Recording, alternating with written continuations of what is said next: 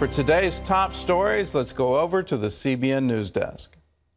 Gordon, U.S. officials are sounding a holiday alarm that's one of the most serious in years. They're concerned recent attacks overseas combined with stepped-up recruiting in the U.S.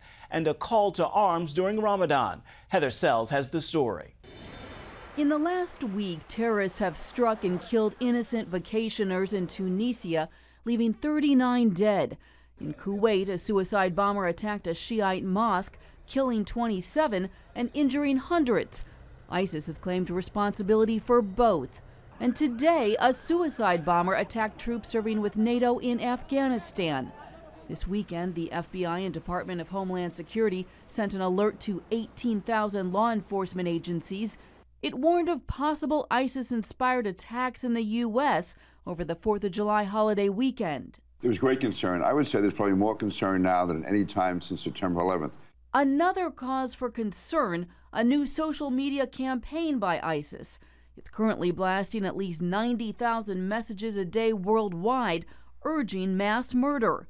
It's just the latest in an ongoing campaign to recruit young people in the U.S. ISIL has spent about a year investing in trying to reach troubled minds in the United States through social media, to either recruit them to come to their so-called caliphate to fight or to kill where they stand. There's been about 50 people in the last 12 months who've been arrested in the United States for being radicalized by ISIS, wanting to go fight there or wanting to conduct an attack here.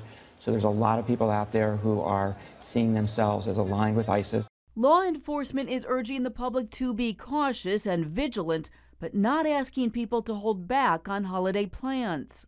I think, on the contrary, people need to get out and enjoy the 4th of July. There is no specific, credible intelligence to indicate any threats against celebrations over the 4th of July weekend. The FBI, however, is conducting an aggressive campaign targeting suspected radicals.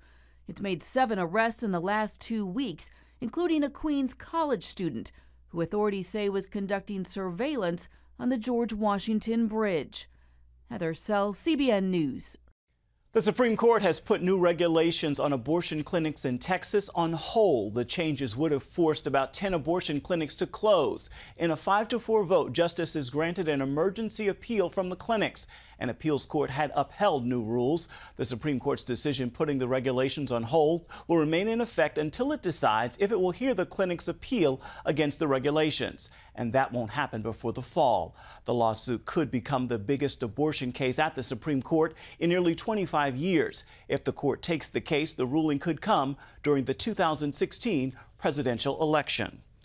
Donald Trump is threatening to sue NBC after it announced it will take his Miss USA and Miss Universe pageants off the air after he blasted immigrants from Mexico in his presidential campaign kickoff speech, saying they bring crime and drugs into America and that some were rapists.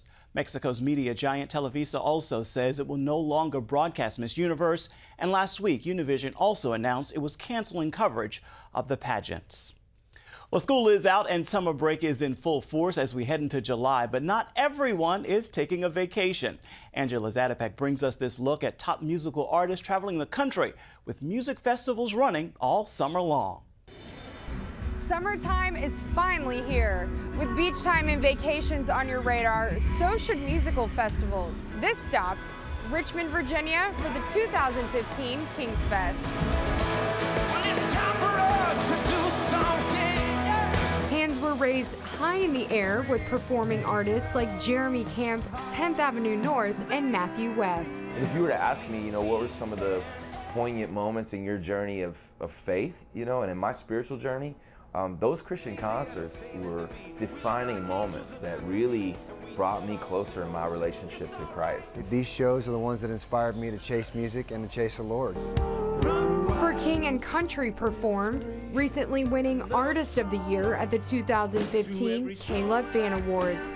Lead singer Luke Smallbone shares on his recent journey battling cancer. A lot of people see the stage and the glamour side of what we do, but it's been a really hard 3 years. And you have to ask yourself some questions. What do I do with this situation? How do I try and get better? What am I going to learn from this? And that's the reply that I kind of had was this album. With the summer heating up through music, you can't escape festival food trucks. Deep fried Snickers bar.